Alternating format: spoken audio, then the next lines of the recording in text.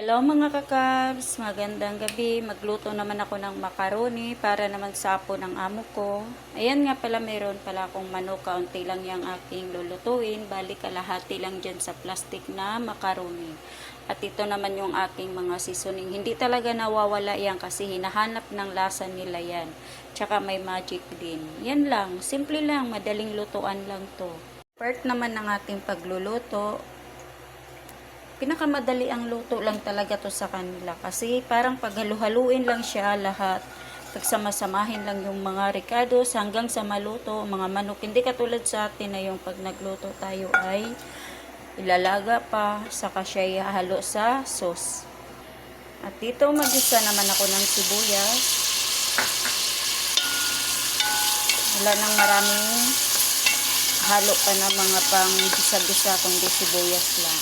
Hindi ko na nilagyan ng kamatis kasi mga maarte minsan yung mga bata dito.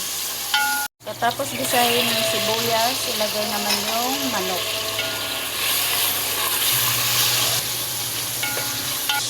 Sunod ay asin. Dali isabay lang pag-isa sa manok ang asin. Lagyan ko siya ng curry powder, amera, kamon, 7 spicy, dry chili, paminta, magic. At igisa lang. Pagkatapos igisa, hayaan muna natin ng mga ilang minuto lang. Saka siya lagyan ng tubig. Mag-add muna ako ng tomato paste bago yung tubig.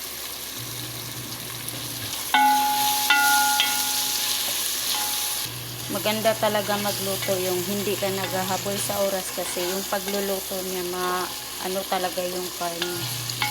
Kasi kahit naman magamit ng pressure cooker dito, iba pa rin yung minamadali yung pagluluto. Maganda talaga yung nag-adjust ka minsan sa oras. Minsan may ugali din yan sila na yung madali ang luto kahit gamitan mo siya ng pressure cooker, pangit yung pagkaluto. Ayan, natapos na natin lagyan ng tubig. Ilagay na yung macaroni. Ganito lang kadali magluto ng macaroni talaga.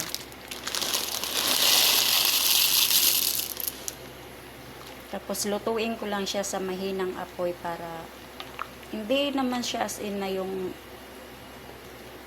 maluluto kagad yung macaroni kahit sa mahinang apoy. Maganda yung pagkaluto niya kasi yung manok na gisa ko na tapos yung macaroni. Yung pagkaluto ng manok parang doon sumabay yung macaroni. Hindi siya naging lata, hindi rin yung tamang luto lang. Yan, lutuin na yan hanggang sa malambot na yung manok. Ito yung macaroni. Haluin natin para hindi siya didikit. Malapit na siya maluto. Kunti na lang. Bali, ang pagluto nga pala nito, hindi ko siya paubusan ng tubig kasi para hindi siya maging dry or matuyo kasi sipsipin pa siya eh. Kaya konting pakulo lang, hainin ay tapos na. Kahit hayaan lang siya na ganyan, kahit wala na siyang apoy. Kasi tutuyo din siya ng pusa. Ayan, luto na. I-off ko na yung apoy. Bali ganyan lang, hayaan lang siya kahit may sabaw. Kasi kusa yan sipsipin. Dumilim kasi mainit.